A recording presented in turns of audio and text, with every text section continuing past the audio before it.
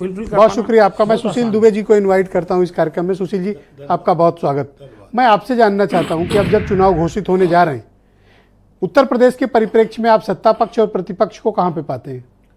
ब्रिजेश जी, media master, आपने भी कहा शुरू में कि करो मरो का चुनाव है। बेशक सही कहा है। ये सत्ता पक्ष और विपक्ष दोनों के लिए करो मरो का चुनाव है, और ये आम चुनाव नहीं है, ये खास चुनाव है। खास चुनाव क्यों है ब्रिजेश जी?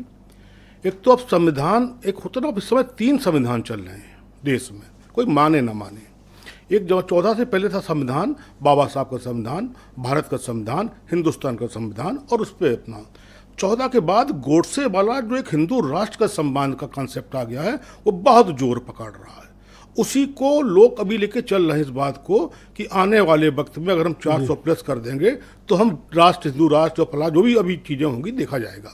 और दूसरा क्या है जो सबसे ज़्यादा डिस्टर्ब कर रहा है, वो मुस्लिम पर्सनल लॉ बोर्ड का जो संविधान है, जो उनका अपना कॉन्सेप्ट है, वो बीच में कहीं ना कहीं हिलाता डुलाता रहता है माहौल को, और वही माहौल बीजेपी को बहुत मजबूत करता है।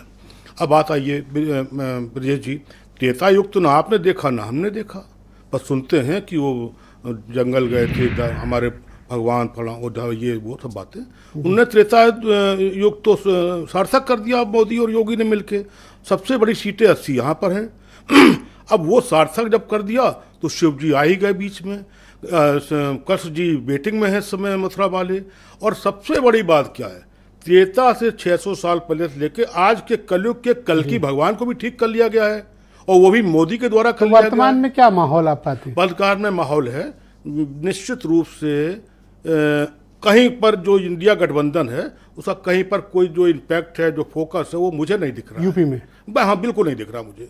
अब अभी देखिए, आज ही वो मेरठ पे जो दिया है, वो कोई किसी को दिया है, नगीना वाले की जगह रावण के लिए बोल रहे थे उनको, तमाम ऐसी डिस्टर्बेंस है। और फिर सबसे बड़ी बात है, अभी डोमेन में ये क्लियर कट है जो आप पूछ रहे थे कि अभी हो सकता है मायावती आ जाए, इसीलिए रुका हुआ है मामला तीनों का। ये तो विशफुल थिंकिंग है सर। अब तो है। सोचते हैं कि ऐसा होना चाहिए। राजनीति में साफ साफ मना कर चुके हैं सर, कई मरतबा ये लोग, दोनों लोग मना कर चुके हैं। ये तो वो भी मना कर रहे थे कि गठबंधन नहीं होगा, कांग्रेस के मित्र हमारे, गठबंधन हो गया। नहीं ऐसा कहा, ये बिल्कुल गलत बात है सुशील जी। हम अकेले आदमी ऐसे थे जिसने ये कहा था गठबंधन होगा होगा होगा। तो अब मैं दूसरी बात कर रहा हूँ, जब बीजेपी ने पहले लिस्ट में मोदी जी को क्लियर कर दिया, शाह जी को क्लियर कर दिया, राजनाथ जी क्लियर कर दिया, तो कम से कम इस देश के 2 बड़े नाम कांग्रेस के, सोनिया और प्रियंका, सोनिया जी तो चलिए मना कर दिया, राहुल जी को तो क्लियर कर सकते थे लोग, बीपी वाले। तो वायनाड से कर दिया ना।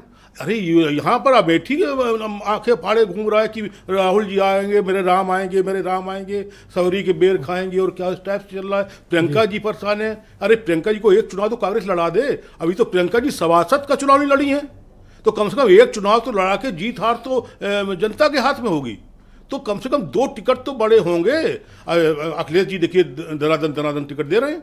तो अभी आप क्लियर ही 17 में एक भी टिकट नहीं कर पा रहे हो, और 80 में 80 तो जो ऑलराइट सर, थैंक यू। मैं केपी मलिक साहब को आमंत्रित करता हूं मेरे साथ दिल्ली से कनेक्ट